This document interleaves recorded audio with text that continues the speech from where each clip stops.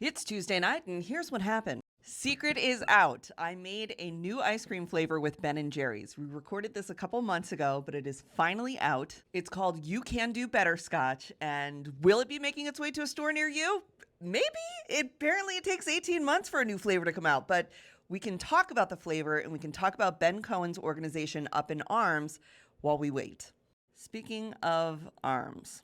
So last week there was a massive raid on a Hyundai and LG factory in rural Georgia, and 400 South Koreans who were here on work visas were led out in chains and then detained. ICE called it Operation Low Voltage because they make batteries at this factory, and now we have more information about what exactly happened, and it is even more screwed up than you can imagine. This lady's name is Tori. She's very proud to have taught her daughter how to shoot a gun at just 10 years old. She is a MAGA Republican running for office in Georgia.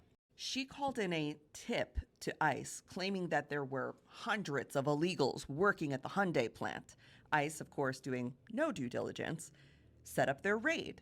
It has caused massive conflict between the United States and South Korea and puts a $4.6 billion South Korean investment at risk because now South Korea is like, look, the people who were there working were working on expanding the battery factory. They were expert mechanics, and they would have been the folks to train the 8,500 Americans that we planned to hire after we got this battery expansion thing done. And now South Korea is like, I don't know if we're going to send them back. I don't know if these people want to come back. This tip that she sent in about these illegals working in the factory, one, they were here on work visas, and two, now maybe South Korea doesn't want to do the investment at all. And shouldn't we expect some accountability for Border Patrol spending all the money they did to do this massive raid that was a total joke? That was totally based on false information?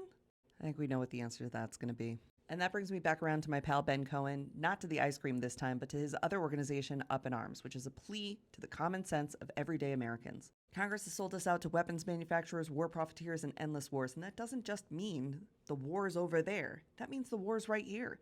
Stuff like the way that the National Border Patrol is being funded, or the way that the National Guard is being sent into police civilians.